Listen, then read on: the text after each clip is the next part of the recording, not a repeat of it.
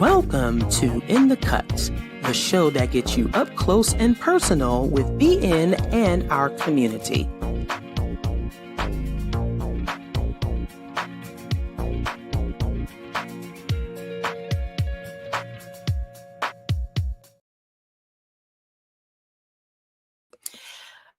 Good afternoon, morning, or evening. Welcome to In the Cut, the show that gets you up close and personal with Black non-believers in our community. I am Mandisa Thomas, and I'm the founder and president of Black Nonbelievers.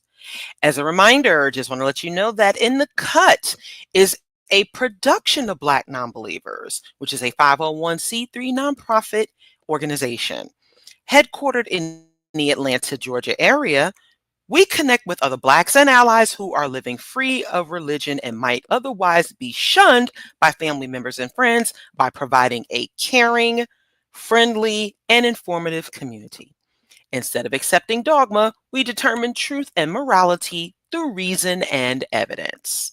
And as always, the mission of Black Nonbelievers is to provide secular fellowship, nurture and support nonbelievers in coming out, also known as open identification, encourage pride in non-religious identities, educate the public on the history and current state of non-belief in our communities, and organize events for charitable causes.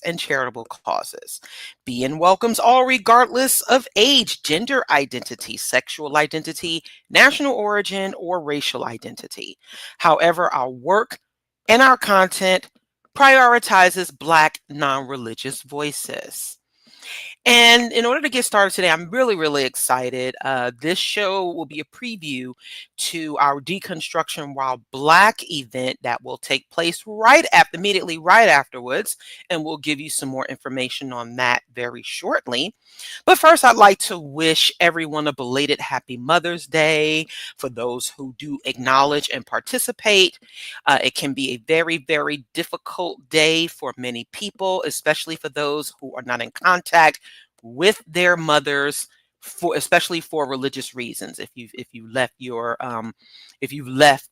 religious beliefs behind and it has impacted your relationships with your family in particular, that can be very difficult. And I also want to give a shout out to Edith, who our wonderful co-host Edith, who lost her mom recently. Her mom passed away. That's one of the reasons why she has been away from the show. We are sending her all of our love and support, and we are looking forward to having her back hosting In the Cut when she is ready. And Edith, once again, I know we talk often, but we just want to let you know, the BN family wants to let you know how much we love you and support you. And we appreciate all of your activism ever since you have been a part of the BN family. And also, I have to briefly talk about a recent death in my own family. One of my cousins-in-law, the cousin of my husband, passed away suddenly in Mississippi. And we recently traveled over to her funeral. And one of the sad parts, one thing that really got under my skin, was everybody talking about how she didn't complain when she was sick. She was a caregiver to her mom. She moved from New York to Mississippi to help take care of her mom, she and her husband. And she was very much that strong caregiver Black woman. And far too often we find ourselves on what could be seen as the losing end of caring for ourselves and our own health in the midst of taking care of others. And as a caregiver myself, my husband has a chronic illness. He has sickle cell anemia. So I have been caring for him for many years. While we want to make sure that we are caring for those who are ill in our families and in our communities, we never want to forget the caregivers, those who are responsible for taking care of others. And oftentimes this does come, think about even being in this space of community building and leaders. Many times leaders and people and those of us who are public facing find ourselves being caregivers to our members and others who reach out to us. And sometimes while we get thank yous and we definitely get shows of support, sometimes sometimes I wonder if people realize that it is a position of caregiving, which can be a heavy burden at times. And more often than not, this has fallen on a lot. It falls on a lot of women. It falls on us to be the strong ones for our family, and often and sometimes that care is often lacking, or I wouldn't say sometimes, that care can be lacking at times for those who are caregivers. And so I would like for us to keep in mind that, um, in addition to the people who are sick and who need that care, those of us who are in caregiver roles also need that support. And so and also, if you find that there are people in your family and in your circle who may not complain when they're sick, sometimes you might need to be proactive and check on them, because they might be holding in something and they may be hiding something. And it's important that everyone is getting that overall and holistic community care that is needed. And so I just want, because there are some folks who, I'll tell you, at that funeral, it was a religious funeral because his cousin was religious. And so, of course, the preacher was saying that God has a plan and doing all of that other stuff. But, it was sad to me that my cousin-in-law passed before her time, because she was still in a relatively, healthy state, and she should not have had to pass so suddenly.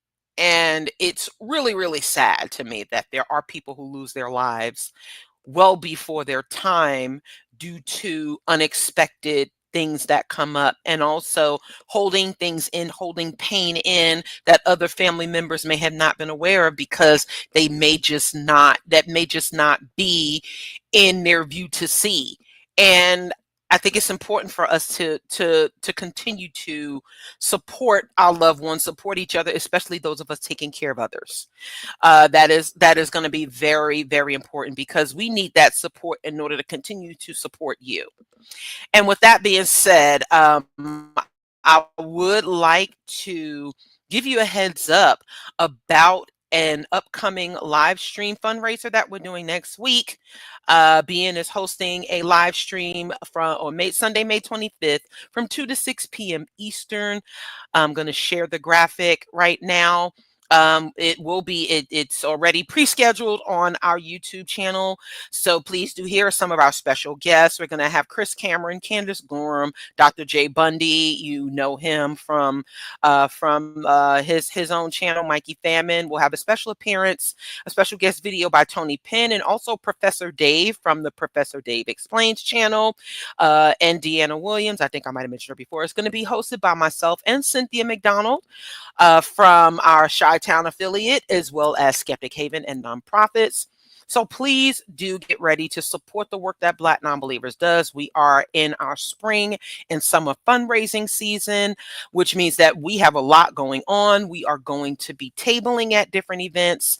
We're going to be representing BN and still doing our own events, both in person and virtual. And we also have the Hurston Student Scholarship that we co-sponsor with the Secular Student Alliance. Everything that we do needs your financial support. And on our website, we have updated our financial information for 2024. You can now view our Platinum Seal of Transparency through Candid, also known as GuideStar. So that we want you to know, we want you to feel good about donating to Black Nonbelievers. We stay in compliance with federal and state guidelines, and we do the best we can with the resources that we have. And we want to show you that, yes, we are utilizing, and we utilize the funds that, and technically this is all still volunteer for all of us. We really do need we do need funds to run this stream, to do all of the things that we do. So please do donate to support our work. And just a reminder, our YouTube channel is monetized, so please drop us a super chat. You can do so during this stream, And any super chat of any amount will be read on the air before we end. So please do show your support for Black Non-Believers. Please get ready to tune in to our live stream next week. And thank you once again for watching live today as we talk about deconstructing while Black, and before we go into our program. So at this time, I would like to introduce our very special guest, Brady PhaNotik Goodwin. Brady is an author, educator, content creator, former Christian, and two-time Grammy-nominated former Christian rap artist. I will have quite a bit to ask about that. He is currently host of the YouTube channel Icapod, pronounced Icapod, dealing with deconversion and deconstruction from religion, with a specific focus on his own former Christian faith. You also may have seen Brady on as a special guest on shows such as The Line. So please join me in welcoming to the stage Mr. Brady Goodwin. Welcome, Brady. Thank you for having me. It's great to be here. Thank you so much. I'm going to ask you about where you're from because I hear a very familiar accent. So we're going to get right into it. As we ask of all our guests, please share your story, your upbringing, your journey, and how you arrived at your non-religious identity. Okay. Yeah. Once again, it's great to be here. So I hail from Philadelphia, specifically from South Philadelphia. Born and raised there, and then around somewhere in my teenage years, moved to the Logan only section, which we call Uptown in Philadelphia. Lived there my entire life, except for a short stint when I was in Bible college. I lived in Lancaster, Pennsylvania, but that's where I'm from. I always say I was raised in two places. I was raised in church and I was raised in the streets of Philly. So Monday through Friday, I'm in school and I'm on the block hanging out. And then Friday night was youth group. And Saturday was youth choir rehearsal. Sunday was church. And I was living those two different lives my entire, preteen and teenage life until around age 16, where I ended up reading the Bible for the first time on my own and taking it very seriously. So I read some things about just the nature of God that made me just consider who this being was that I had been hearing about. And I became a worshiper, became a follower, became a disciple, became a evangelist. I was still in high school at the time, and so I started sharing my faith in high school. Me and one of my best friends at the time introduced me to another guy who would become my new best friend, because he was like, "Hey, y'all are both religious. Y'all should meet each other." So, being this Italian kid named Tony Bruno, we met, became best friends, started a Bible study in high school. I remember arguing with people in the lunchroom, debating, trying to get people to believe in Jesus in the lunchroom at high school. This is 11th and 12th grade. And then somewhere in end of 11th grade, beginning of 12th grade, I started rapping. I started doing Christian rap because I met someone who was doing it, and it just seemed like such a great way to take this message that I was so excited about and get other people to hear this message. And started doing that. Didn't really know what was going to happen with it. Graduated high school. And at the time, it just really felt so organic. It felt like the God that I had been reading about and the things that I was reading about in the pages of the Bible basically had come to life. And there I was living it out in my inner city context. And so I didn't go to college. We started this thing called the Cross Movement. And it was a rap group. It was a nonprofit. It was a record label. And I spent the next 20 years of my life going around the world trying to be a representative of this God that I believe existed, that I believe had acted in history in the person of Jesus Christ and through the nation of Israel. This God that I believe was coming back to claim his own people. And I was so excited to be one of those. And I wanted as many people as possible to be part of that group. And so I used all my time, all my talent, all my creativity, all my energy, finding ways to retell that message, be it through rap, be it through the written word. I wrote books. I even started designing curriculum that would allow me to sneak my faith into the school. So I wrote a whole curriculum called Hip Hop History and Ethics. That was my way just to talk sociology and philosophy in the public school setting and in secondary education and post-secondary education. I was working on that curriculum. I was taking it to market. I'd even gone to seminary to better learn how to defend my faith, learning Hebrew and Greek and all that. And it was while I was in seminary preparing to further that career. I'd already had one career as a urban missionary, musical missionary. I was preparing for my second career in education, disguised as a teacher, but really just still doing urban missions, urban missionary work. And it was during my time in seminary that I started getting the hint that everything that I had been taught was a lie. A former professor at the school had written a book about evolution called The Evolution of Adam. And I read the book. I tried to debunk the book. I actually did debunk, at least I thought at the time. But the book made me start asking questions about Genesis that I'd never really had good answers for. I thought later on I'd get answers. Later on, when I get to seminary, I'd get answers.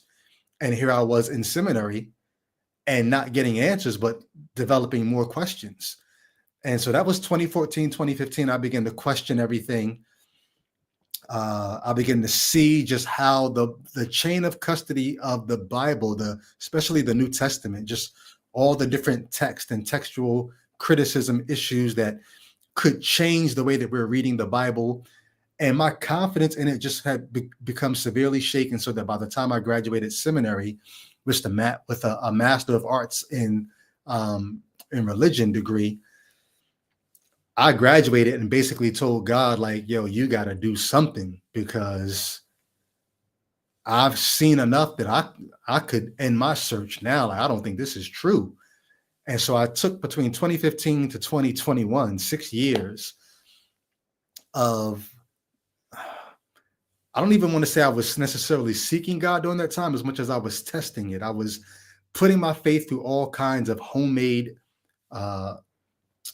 I see my camera froze. Okay, it's back. Let me switch cameras just in case. I was putting my faith through all kinds of homemade tests. You know, what happens if I don't pray? What happens if I start doing this? What happens if I don't read the Bible? What happens if does anything change? And realizing that nothing changed. Like, I could spend X amount of months not reading my Bible, X amount of time not praying, and the only thing that changed was what I knew internally. And so it wasn't until 2021 that I said, okay, enough of this.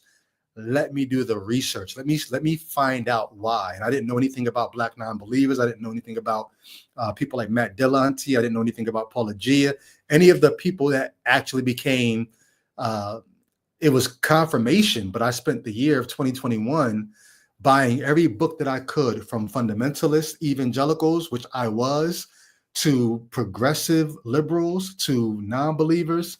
I bought so many books between 2021 and 2022, just trying to figure out what was real, what could I trust, and how was I going to determine what was true anymore, if not by the Bible's standards. And I think it was halfway through the year, I think maybe around May of 2021, I realized, oh, that's why nothing happened when I stopped praying. That's why nothing happened when I started living this way or stopped doing that, because this is not true.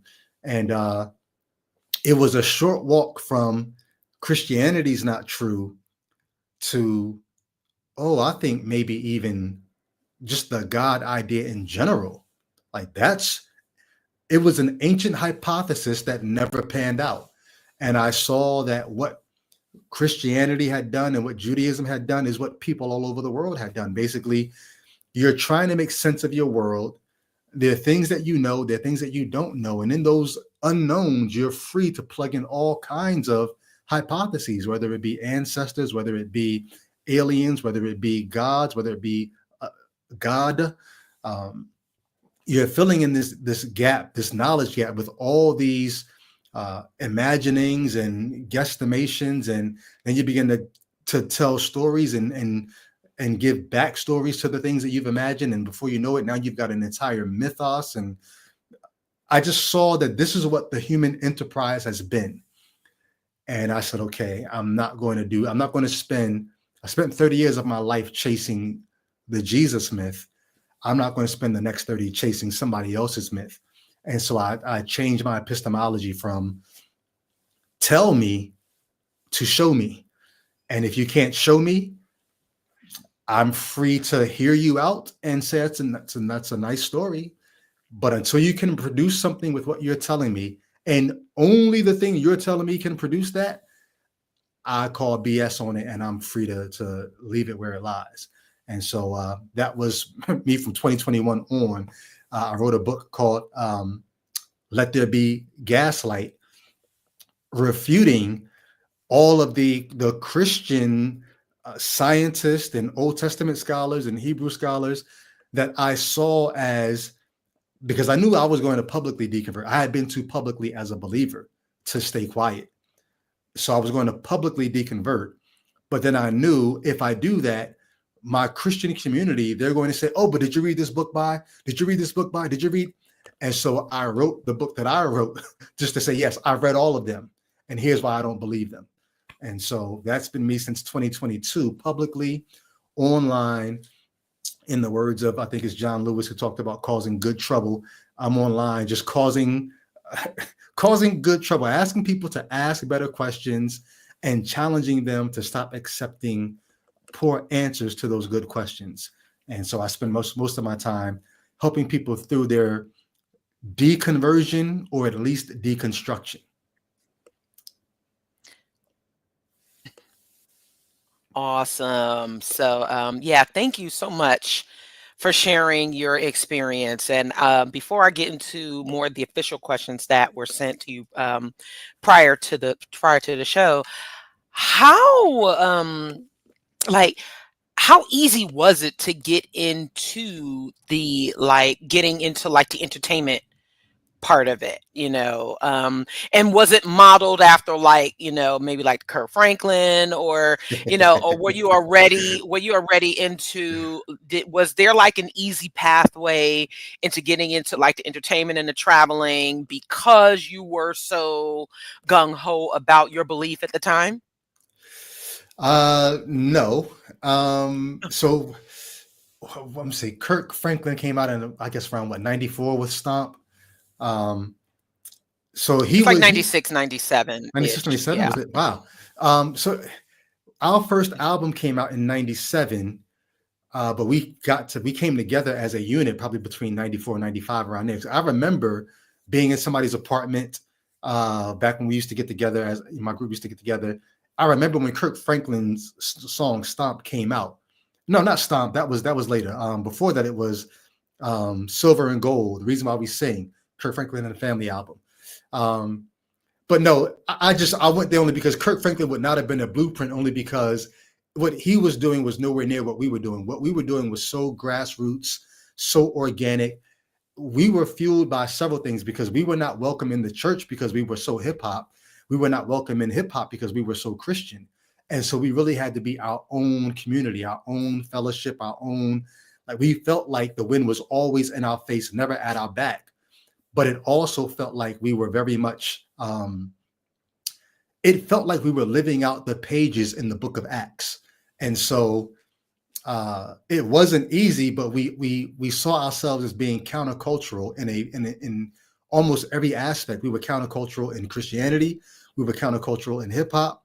We were countercultural in the industry because we were not seeking fame. We were not going to do the things that they said you needed to do to be successful. We weren't going to water down our message. We sounded like urban missionaries, preachers, apologists on the mic. And So no, nothing was easy, but we were sort of like we were kicking in the door, waving Psalm 44, as one Christian rapper used to say. And so every little success we got, whether we got our video played on BET or whether we ended up in the Source magazine or Vibe, everything that happened, we felt like that was God miraculously moving on our behalf because nothing in the industry was set up for what we were doing. And so, yeah, everything was very hard won, and God always got the glory because how else could we have ended up on BET at that time? Gotcha. So you are talking with a fellow hip hop head here, and Okay. from New York, from Okay. Not bad from talk. the New York tri-state area. Yeah. And so yeah, so I one of my questions was was there always something, or at least a part of your deconversion, was what did the hip hop genre have any influence on your critical thought process?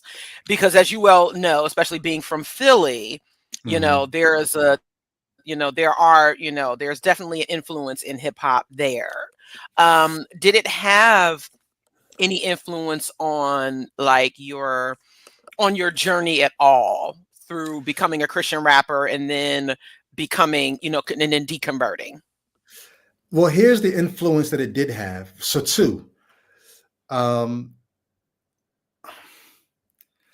I only ever got good at rap because I had a message that I wanted to tell.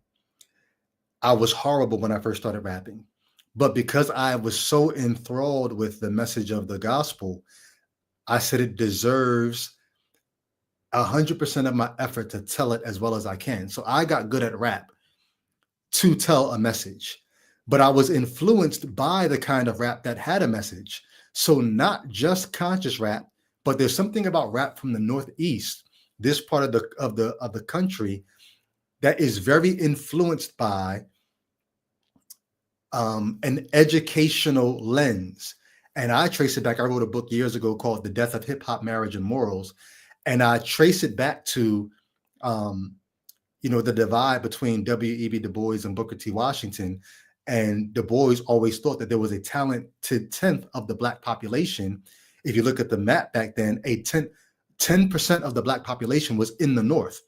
And so I always got the impression that what he was saying without saying it was the Northern, in his vernacular, the Northern Negro was the talented tenth of the Black population. And so in his eyes, it was their job to teach the other 90% who was from the South. And he believed that their education had been retarded by things like slavery and Jim Crow and all that. So fast forward, when hip hop kicks off, it's not long before hip hop has its own North versus South war. And very much of the battle in hip hop's North versus South, it wasn't just y'all sound different, it was y'all sound uneducated. And it was that same 100-year battle between the North and the South of what's the best way to advance? Is it educating the mind or educating the hands of Black folk? And so anyway, I say all that to say, I think hip hop from the Northeast always carried with it sort of this unspoken mandate of it's your job as the talented 10th to educate the rest. So this is why in the 60s and 70s, when the 5%ers jumped off in New York, Clarence the 13X, when he came to New York, he found a ready-made army for his 5% message in hip hop. So many of the early hip hop, matter of fact, Talib Kweli says during the golden age of hip hop, you could not have been considered one of the greats unless you were a 5%er, unless you had that knowledge of self, unless you studied the 120 lessons and were able to kick knowledge.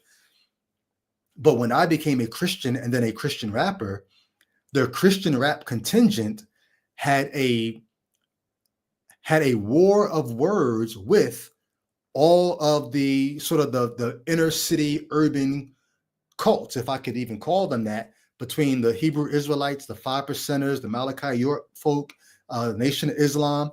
They were sort of all banding together, dissing us, the Christian guys, like, yo, why are you following that white man's religion? And here we came, these young, urban, Christ-centered rappers into hip-hop culture. And so all this is to answer the question. The way that it influenced me was I saw how knowledge-based Northeast hip hop was. And we in my group, we tried to battle the Black man is God ideology of the 5% faction of hip hop with our Jesus is God ideology. But because they seemed like they knew their stuff, we had to know our stuff. So a lot of my wanting to know Hebrew and Greek and all that was so that I could perform better when battling all these urban cults trying to tell me, you know, how much that Christianity was the white man's religion. So it made me, I don't even know that it was Christianity that made me such a good student. I think it was hip hop's focus on knowledge that made me want to know more. But it didn't lead to deconstruction. It led to me being a more informed Christian, if that makes sense. Excuse me. Sorry, I just needed to unmute. It does. And I find it, as having been raised in the Black conscious community, growing up with KRS-One, you know, Brand Nubian, and all of the, you know, Public Enemy, you know, as well as the other, you know, factions of hip hop. You know, one of my favorites was always Jazzy Jeff and the Fresh Prince from Philly, you know, and so, so yes, and it's also interesting that you mentioned W.E.B. Du Bois, who had that back and forth with Booker T. Washington, as far as like with the Talented 10th, and then Booker T. Washington with his own brand of, you know, how Blacks can succeed, but from a different framework. And I find it very interesting, you know, for the people who didn't know, that W.E.B. Du Bois was vehemently against Marcus Garvey at the time. But then he migrated. He ended up settling in Ghana, where he became a Pan-Africanist. So he went through his own sort of conversion and deconversion, so to speak. And so it's just when people, there's so much in our history that I've often found that even Christians may disavow. Now, I grew up with some Christians who were a bit more knowledgeable, but then you also had, I'm sure you saw your more fundamental types who didn't care about any of that stuff. All they cared about was serving the word of God, right? So I love hearing your story about, you know, I love hearing your experience about combating the more conscious or Afrocentric rappers, you know, with the Jesus message, and that can also play into the psychosis of white Jesus that so many of us were, you know, were indoctrinated with. So, oh my gosh, yes. So, talking about all of this is just absolutely fantastic. So, I really, really appreciate you. It takes me back. It takes me back to what I grew up with, and these are the types of conversations and discussions that I think are important for us to have. And so from there, I'd like to ask, why is it important for you to focus on the deconstruction aspect for other, especially for other Black folks, right? Why has it become so important to help deconstruct from religion? How can we, especially now that you know that there's a Black Nonbelievers, we've been around since 2011, you know, we've been in these streets, so to speak, and so have other people. How can we work together collectively in order to move and advance people forward? Great questions. Why is it important to focus on deconstruction? So I didn't think about this when I was doing it. I didn't even know what I was doing. I didn't know that I knew that I was deconverting. I didn't know that there would be a need to deconstruct. Matter of fact, I deconverted and then deconstructed. A lot of people deconstruct and they get to a point where they realize, wait, I don't think I believe anything in this book anymore. I deconverted first. I knew that I could not follow religion as a way to, or faith as a guide to truth. But then once I was fully deconverted and I came out, it's so funny because like I said, while I was going through it, I didn't do this, but once I came out, it's almost like all the thoughts in my head were still Christian thoughts. Even though I didn't believe them, I had spent 40 plus years of my life learning how to think Christianly. You know, there's a verse in the Bible that says, take every thought captive to the obedience of Christ. I had perfected that. I had created this persona in my mind where, you know, we have this monologue, and some people, because of how helpful it might be, they turn their inner monologue into a dialogue and they're having a conversation with themselves. Well, what religion often teaches you to do is to disassociate and to personify that other voice in your head that you know it's you, it's your voice, but you personify it and you turn it into an other, and you name that other, and that other becomes God or the Holy Spirit or Jesus or whoever. So I've trained myself for 4 decades to think about this voice in my head and name it not me, and then let that voice tell me things about myself that were damaging, that I'm a sinner, that no good thing dwells within me, that I can't do anything that's going to matter, and all these destructive ideas, whether it be how to deal with anger, what deserves my anger, whether it's even okay to be angry, right? Be angry, but don't sin. Okay, well, what does that mean?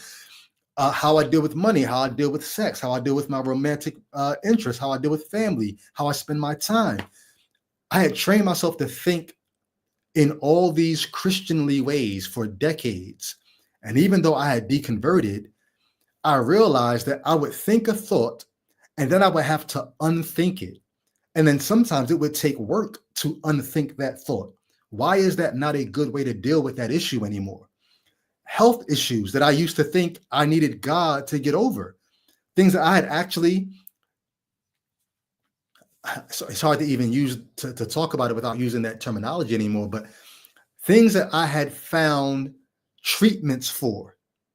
But as a Christian, I would not have used the word treatment. I would have said things that I had been healed from.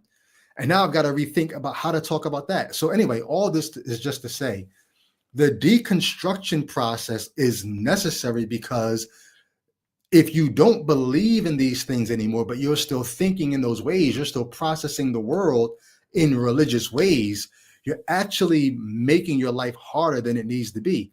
And the kind of beings that we are, most living things want to try to conserve energy. It could be anything from, hey, you know, work smarter, not harder. There's a quicker or easier way to do that so that you don't use as much energy, to creating nicknames for people, shortening, you know, you shorten words, you make them easier to say, because if I could save time and energy, life is all about conserving that energy. Well, if I'm going through 4 or 5 steps in my mind, and there are religious steps to get to this end, if I could cut out 3 or 4 of those steps and just do it in 1 or 2, well, I'm doing what these kinds of beings like to do. We like to conserve energy. We like to find better, more efficient ways to do things. It helps to even prolong our lives if we could spend less energy doing certain things and pour that energy into other things. So I think it's just part of being a human being, and it's part of being a better human being to help other people figure out you don't need to be doing that anymore. You don't need to spend 3 hours or even a half hour, 3 minutes in prayer to do X, Y, Z, when all you're really trying to do is make a decision. So that's the base level of why deconstruction matters. But then on top of that, I realized when I look back how dark and how lonely it was for me to go through the deconstruction process or the deconversion process, not knowing about Black non-believers, not knowing about the whole entire online, the panoply of online skeptics. And so I did it all on my own. And it was depressing. It was dark. It was lonely. And once I came out, I said, man, because here's what I saw. For me, the thing that kicked it off was evolution. Once I saw that there was evidence for evolution and that Christians were being obscurantist and helping people to not see that evidence, I said, one, I'm going to make it so that it's not so easy for the Christian apologists to lie to people. But 2, I don't want anybody else to go through 6 years of loneliness like I went through. And so even if I end up being a pariah, even if I end up being, disowned or abandoned, or I got people in my inbox, sending me to hell every day, I'm going to remain vocal. One is kind of like a penance for me, like all the people I led into Christianity. I'm going to remain vocal for you to let you know I was wrong. But two, and I get these messages all the time, if there's anybody out there who feels like I can't deconvert because then it'd just be me, I want you to realize, no, it's not just you. You're not alone. You're not crazy. There are people who are going through in their mind, feeling like they're losing their mind because the way that they thought the world works, they're realizing, I don't think it works that way. But if it's just my mind saying that this can't be true, or that the Bible's not trustworthy, or I don't think that had to be God, that could have been chance or coincidence, or there could have been some naturalistic explanation. You're thinking these things, but you think you're crazy because you don't hear anyone else saying it. Anyone else that you respect, anyone else that you know, anyone else that you would count them as, oh, wait, he's saying it too? So it's not just, okay. And so this is a very long answer to just say, I think this is humanism at play. For me to have deconstructed and deconverted, and then to be able to be available for other people to help them realize you're not losing your mind, you're not becoming worse, you're becoming better. This is the more humane way to live. This is the more efficient way to spend your time and your energy. And it's interesting because even the question that you asked, I think, is it specifically important that Black people do it? I think it's specifically important that humans do it. I think you human better when you stop going to myth and mythology, when you stop using faith as your epistemology. I just think we get further as a species that way. But then, yes, it does become important to me for Black people to have these conversations because of where African Americans fall on the socioeconomic spectrum in this country. The people who are among the most financially or economically or socially oppressed, or you lack the opportunity, you're going to call out for and lean on whatever kind of helps you can find.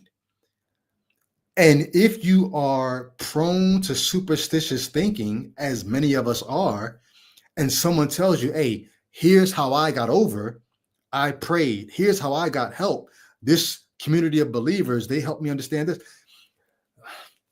I think the more downtrodden you are, or you see yourself as, or you feel, the more prone you're going to be to reach outside of the natural realm for some supernatural help, not realizing that by relying on this supernatural help, you're not utilizing all the natural means that are at your fingertips, whether it be building better community, whether it be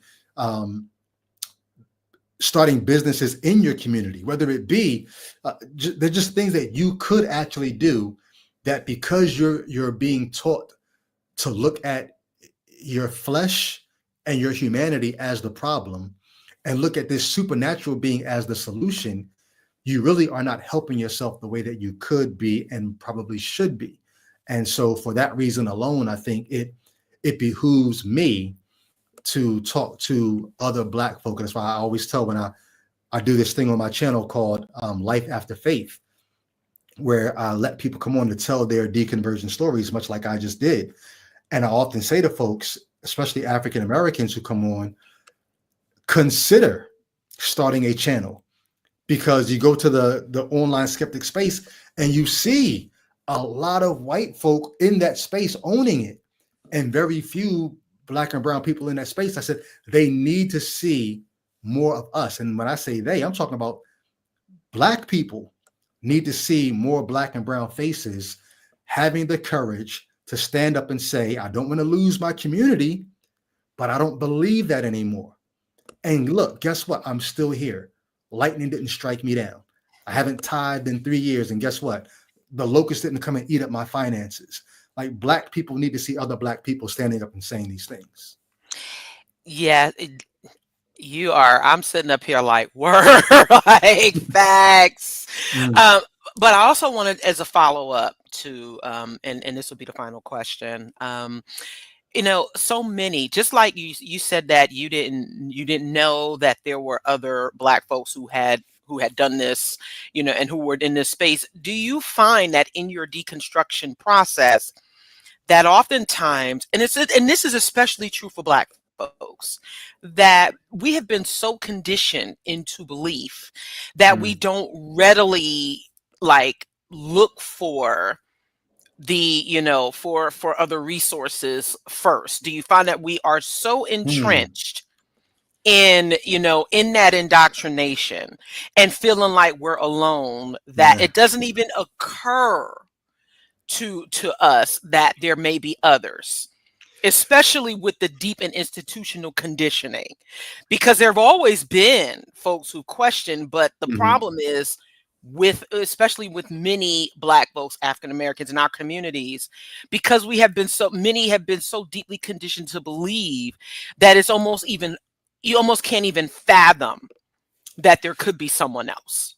Well, you know what? As much as I used to love W.E.B. Du Bois, at some point I began to see the critique of the elitism.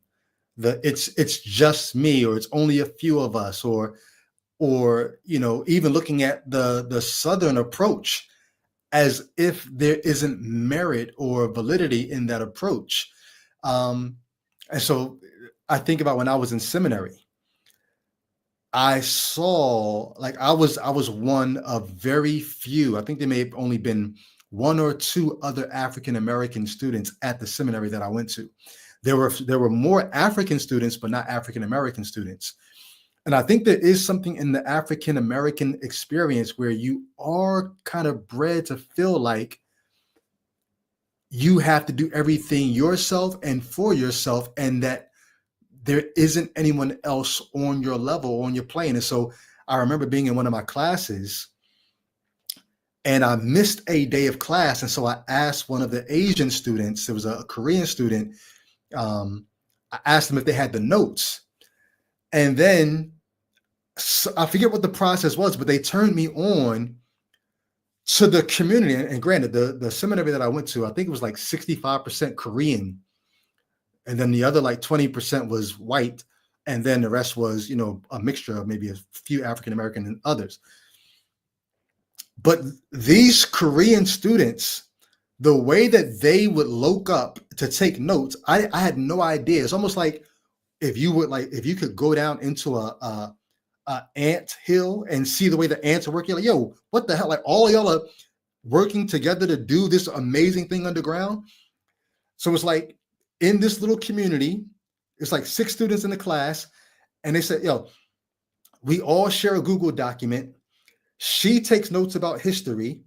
He takes notes whenever the professor talks about theology. This one over here takes notes on vocabulary, and they're all like contributing into this same Google Doc. And before you know it, because the notes were so pristine and so organized, I'm like, how are you doing this?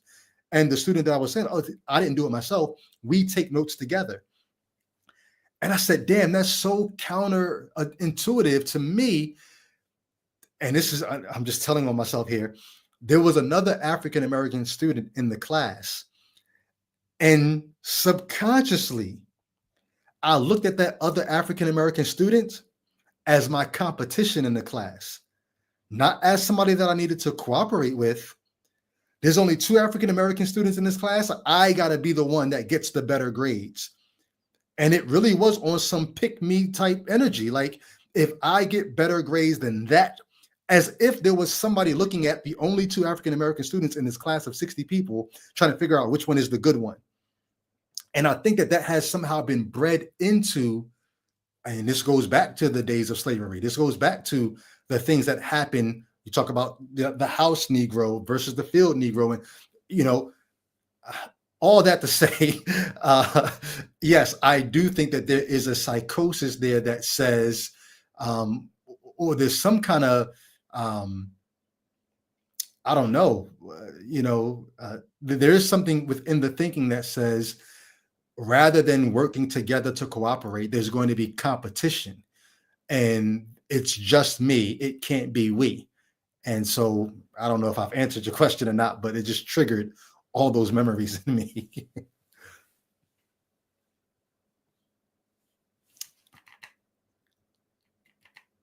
Can't hear you.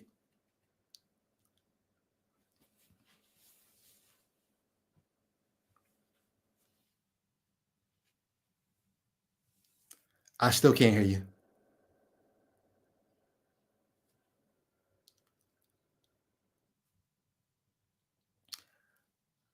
Maybe the chat can, but I can't.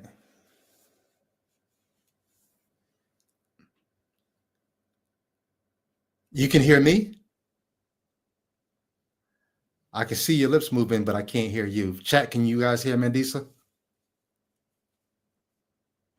Okay, here we go. Cool. Perfect. Yes. Thank you. Mm-hmm. So, yeah, I'm back now, folks. So what I was saying was that there are a number of people. Okay, I see the comments. Y'all should be able to. Okay, perfect. Thank you. Yay. So I think there are a lot of us who in that deconstruction process, and I consider myself fortunate that I was raised in that Black conscious and what Black unity should be, while also recognizing that there's some folks who ain't gonna make it, but to always try to put us first as much as possible. And not everyone has had that because of the institutional factors of racism.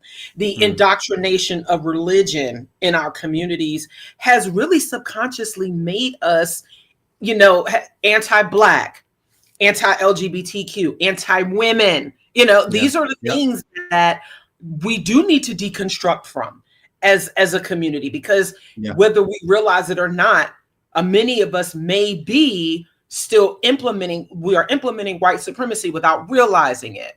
And so what you said was very, very powerful in the things that you in not really trusting your Black classmates, or feeling like they were competition, or perhaps they were going to do something better than you, and not really taking that, that approach to working together. That has been historically damaging to our communities. And so now people didn't have to other folks didn't have to hold us back. It was to the point where we do it to ourselves. And so recognizing that, recognizing where we can work through any type of discourse or any type of dissent, and make sure that there are many more organizations, many more content creators. And this is what we try to do here. This is what we like to do at Black Nonbelievers, is to try to, we highlight the voices of primarily Black non-religious people, while also holding our allies in high regard. But also definitely empowering. We are a women-led organization. We are a woman-empowered organization. We are not going to apologize for that, but we want to make sure that we are all working, together. So I think that is a huge part of the deconstruction. And I appreciate you sharing that, because that's honest. It's honest, and it's an ongoing, and indoctrination isn't always religious. It's also societal. It's familial. It's a lot of things that many of us need to deconstruct from. So I really do appreciate the way you talked about your deconversion from your deconstruction from Christianity, and also how the other societal factors played into it. It's amazing. And I'm really, really glad that you are doing what you do. And continuing to raise that visibility, continuing to provide that support for people who need it. And there's different ways that we can do it. So, and working together. So I really appreciate you being on the show today. Thanks for having me. Tell folks about your channel, where folks can find you on socials and on YouTube. Yep. So I cause most of the trouble that I cause is on Facebook. So if you're on Facebook, I know that's like the old head platform, but I like Facebook more than any of the other platforms, because most people use their real names, and I want to know who I'm arguing with. I can't be arguing with, Snap Fingers 24. Like, I don't know who you are. But I'm on Facebook. I'm always posting, back when I was a Christian, you had your daily devotions. Well, now I'm devoted to humanity. So every morning I wake up and I try to post a thought that will get somebody thinking. And I get a lot of Christians who, will tell me like, hey man, I don't agree with you on everything, but I've thought that thought, or since you said that, I've been thinking about that. So Facebook at Brady PhaNotik, PhaNotik, Goodwin. That's me on Facebook. When I was a Christian rapper, I was known as PhaNotik. So now it's PhaNotik. I just started getting busy on TikTok. So I try to post on TikTok at least every day or every other day, post a little short something. On TikTok, it's PhaNatikTok. So PhaNatikTok. And then on YouTube at Icapod, I do a Thursday night show, try to make it live every Thursday at 8 p.m. And then Mondays and Tuesdays at 1 p.m. I jump on and deconstruct my old Christian rap lyrics and talk about current events or react to videos that people send me like, yo, you got to check this video out. I'll react to it. That's pretty much primarily where you can catch me at. And my book, Let There Be Gaslight, is out there. I don't know if you guys can see it because of the light, but it's out there. So, yeah. Nice. Thank you so much, Brady. We hope to have, we want to have you back on the show. Hopefully, we'd love to have you on the live stream next week as well, if you have time and can make it, and to help support and help the work that Black Nonbelievers does. So we will definitely be in touch. Thank you so much once again. Thank you. Till next. Awesome. And thank you to everyone who tuned in to watch Brady on ITC. Thank you to all of our regulars who tune in. I'd like to read 2 super chats that we got. The first one is from Slick and Slacious. He sent the super sticker. Thank you very much for the support. And also Amateur Overlord. Thank you so much for the $4.99 super chat. Slick and Slacious was $19.99. And yes, we do need more of these types of conversations. And this is what we do here at Black Nonbelievers. Check out Brady at his channel. The link is in the chat. So thank you very much for tuning in. And so from here, it's time to announce our upcoming events. Immediately after this broadcast, we will be hosting the Deconstruction While Black hybrid event starting at 2:30 p.m. Eastern, 1:30 Central. It will be in person in Chicago at the Hedgewish Public Library. Cynthia McDonald and our Chi-Town affiliate will be hosting that in person. And you can still sign up via Zoom. You can join us there. Of course, it's free to attend. We just want you to, make sure that you register in advance. We're looking forward to having you for this more in-depth discussion. And that's taking place in less than a half an hour.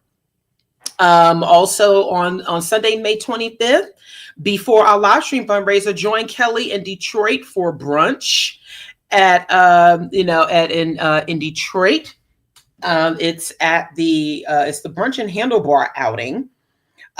Please join them in Detroit for some in-person.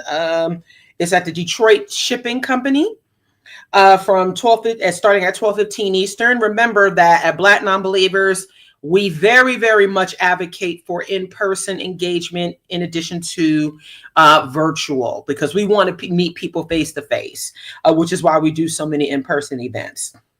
And then afterwards, from 2 to 6 p.m., join us for our live stream fundraiser right here on YouTube, on our channel, as well as Skeptic Haven. Shout out to the Afro-Atheist, Esther. It is great to see you again. Appreciate you. Thank you for coming. Our special guests for the live stream fundraiser will be Chris Cameron, Professor Dave, Candace Gorham, Nikki G, Jay Bundy, the Kentucky Atheist, Michael Beverly, who was in the chat, and more. It will be hosted by Cynthia McDonald and myself. So please do join us for the live stream. There is also a link where you can start to donate in advance to help us reach our goal. So please do tune in next week. We're going to have a fantastic live stream, and we hope that you will join us. Also, The secular student scholarships are back. In addition to all of the other scholarships that are offered with the Secular Student Alliance, BN is co-sponsoring the Zora Neale Hurston Scholarship for Black non-religious students. All scholarships are available to full-time students enrolled in high school, college, a trade school, or university in the United States, and they support students who are, in addition to pursuing academic excellence, are also activists for secular values on their campuses and in their communities. The applications are open now through July 31st. So if you are a student or you know of students, please visit the website for secularstudents.org/scholarships. There is money for your education out there, and we are proud to support that. And we hope that you will support us in supporting that. Also, look for us to be tabling at the American Humanist Association's conference, which is at the end of June. Cynthia is one of the speakers. Also at the Ark Encounter Protest, where I will be speaking and BN will be tabling. The Secular Student Alliance's conference will be tabling there. And NaNoCon, the Nashville Nuns Convention, where Godless Gospel will be performing. And speaking of Godless Gospel, if you are a singer, particularly if you are an alto or tenor, we are still looking for singers for the Godless Gospel Ensemble, which is a production of the Freedom from Religion Foundation. Please do submit your audition. This is a paid opportunity. We want you to sing some fantastic music with us that is gospel without God. So you want to come to many of our events where we will be singing Godless Gospel, myself, Cynthia, Candace, Gorham, and others. Shout out to everyone who was a part of the Godless Gospel Ensemble. And SeaCon is back.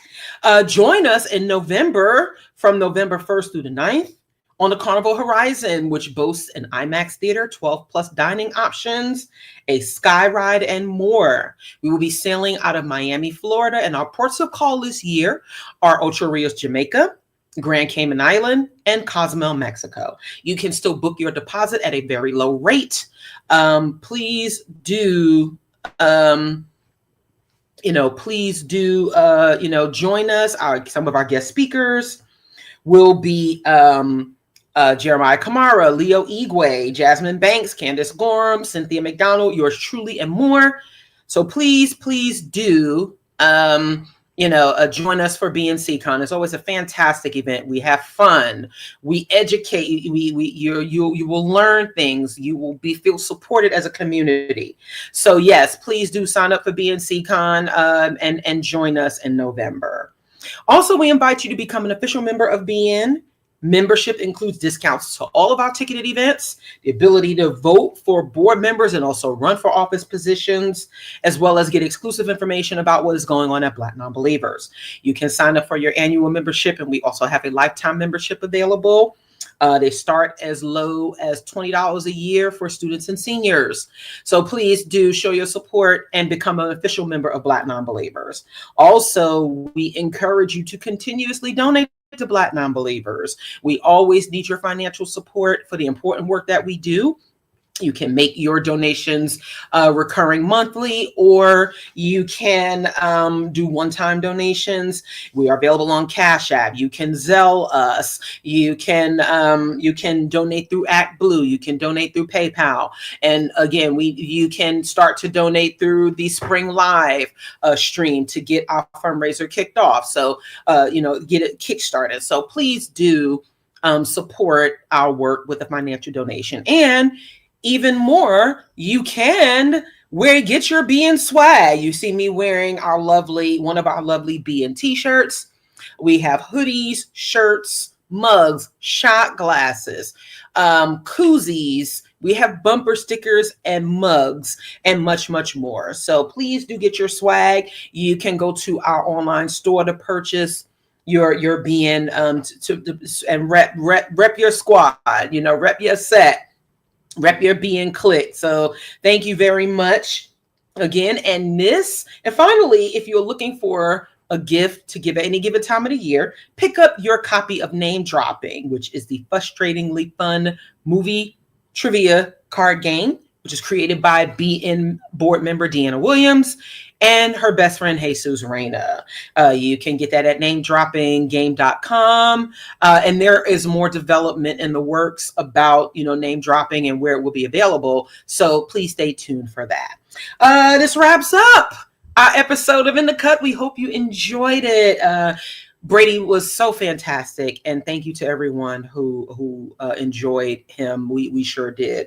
As a reminder, we air every first and third Saturday of each month. Please like this video and spread the word. You can follow us on social media. We are on Facebook at BlackNonbelievers, Instagram at BNonbelievers Inc. We are still on X at BNonbelievers, the B and the N are capitalized. You can find us at Blue Sky at BNonbelieversInc.bluesky/social. And of course, we are here on YouTube at BlackNonbelievers Inc. Remember, our channel is now monetized, so you can send us a super chat. Subscribe to our channel. Please do find your local BN affiliate. Speaking of Philadelphia, we do have an affiliate there, and we are looking for organizers to help us run it and get things going, meeting in person and engaging. So you can find us in Atlanta, Detroit, Chicago, Philadelphia, Charlotte.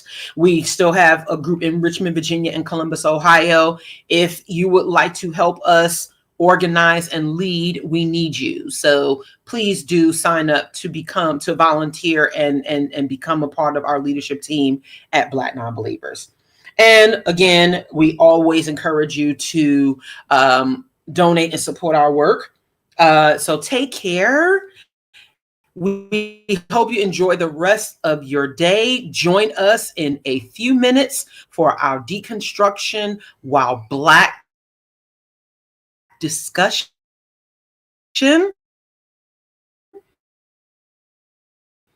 And we will see y'all next time live.